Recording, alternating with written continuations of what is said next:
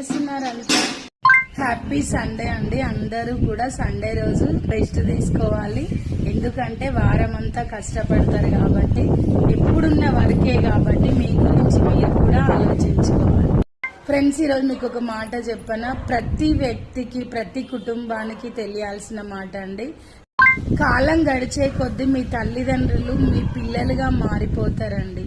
చెప్పిందే చెబుతూ, అడిగిందే అడుగుతూ, అంతేకాకుండా అన్నీ మర్చిపోతూ మీ సహనాన్ని వాళ్ళు పరీక్షిస్తారండి.